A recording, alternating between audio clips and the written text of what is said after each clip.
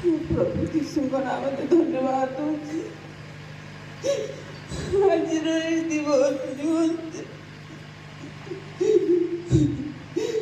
କହିବା ଲାଗି ମୋର କିଛି ଶକ୍ତି ନାହିଁ।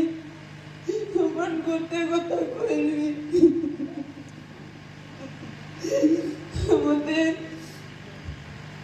15-20 ବର୍ଷ ତଳେ ଗୋଟେ ବାକ୍ୟ ମିଳିଥିଲା କି ଆମେ ତୁମର ସନ୍ତାନ ମାନଙ୍କର ବଂଶ ବୃଦ୍ଧି କରିବା। ସେ ବାକ୍ୟକୁ ମୁଁ ସବୁବେଳେ ସ୍ମରଣ କରି ଚାହିଁଥିଲି କି ମୋ ବଂଶ ବୃଦ୍ଧି ଆହୁରି କେବେ ବଢ଼ିବ ବୋଲି। ସବୁବେଳେ ସେ ବାକ୍ୟକୁ ନେଇ ମୁଁ ପ୍ରାର୍ଥନା କରେ। କିଛି ଦିନ ପରେ ମୋ ଛୋଟ ପୁଅର ମୃତ୍ୟୁ ହେଲା। ମୁଁ କହିଲି, ପ୍ରଭୁ ତୁମେ ଦେଇଥିବା ବାକ୍ୟ କେବେ ସଫଳ କରିବ? ପୁଣି କିଛି 5 ବର୍ଷ ପରେ ମୋ ହଜବେଣ୍ଡଙ୍କର ଡେଥ୍ ହେଇଗଲା।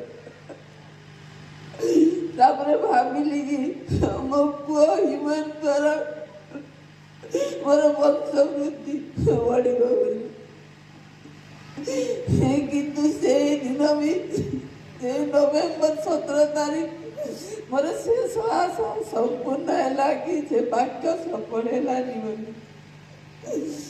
ପରେ ମୁଁ ଦେଖିଲି ମୋ ପୁଅକୁ ଆପଣମାନଙ୍କର ପ୍ରେମ, ସାରା ଓଡ଼ିଶାବାସୀଙ୍କର ପ୍ରେମ, ଆଉ ବୁଝିଗଲି କି ସେ ବାକ୍ୟ ମୋତେ ଆଜି ସଫଳ କରିଛନ୍ତି। ପ୍ରଭୁ ଆପଣମାନେ ମୋର ସତ୍ତା,